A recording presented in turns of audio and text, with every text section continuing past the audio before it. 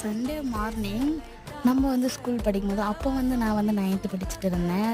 அப்போ வந்து exam time வேறு. எங்கள் ஃப்ரெண்டுங்கிட்ட நான் வந்து என்ன சொல்லுவேன்னா, நம்ம வந்து படிக்க வேணாம், நம்ம போய் கதை அடித்து நம்ம பாஸ் ஆகிடலாம். எங்கள் மிஸ்ஸுங்கலாம் வந்து அப்படியே தான் டிக் போடுவாங்க, படித்து பார்க்க மாட்டாங்க. ஒரு சில மிஸ்ஸுங்க தான் படித்து பார்த்து டிக் போடுவாங்க. சரி சொல்லிவிட்டு அவங்களும் படிச்சுட்டு வர மாட்டாங்க. ஒரு சில பசங்களாம் படிச்சுட்டு வந்துடுவாங்க.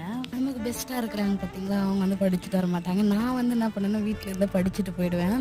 படிச்சுட்டு போயிட்டு அங்கே போய் எக்ஸாம் டைமில் வந்து எல்லாருமே கரெக்டாக தான் ரேங்க் எடுப்போம். நான் வந்து கொஞ்சம் அதிகமாக எடுத்துருவேன்னா, நீ வந்து படிக்காமல் தானே வந்த, எப்படி நீ படிச்சுட்டு வருவே சொல்லிட்டு என்னை பிடிச்சின்னு ஒரே சண்டை போடுவாங்க. ஸோ இனி அந்த காலம்லாம் ரிட்டர்ன் வருமா? இனியும் வராது. நீங்கள் உங்கள் ஃப்ரெண்ட்ஸுங்க மிஸ் பண்ணுறீங்கன்னா எனக்கு ஈவினிங் போல் தான் மார்க்கெட்டுக்கு போய் மீன் வாங்கிட்டு வந்தேன். அந்த மஞ்சத்தூள், அந்த மிளகாத்தூள் அண்ட் உப்பு இதெல்லாமே போட்டு தண்ணியில் போட்டு மிக்ஸ் பண்ணிவிட்டு, அது வந்து தக்காளி வெங்காயம் வதக்கும் போது அது தண்ணி எடுத்து நம்ம ஊற்றி கொதிக்க வச்சோன்னா சூப்பராக இருக்கும் குழம்பு. நீங்கள் இது போல் செஞ்சுருக்கிறீங்களான்ட்டு எனக்கு கமெண்ட்டில் ஷேர் பண்ணுங்கள்.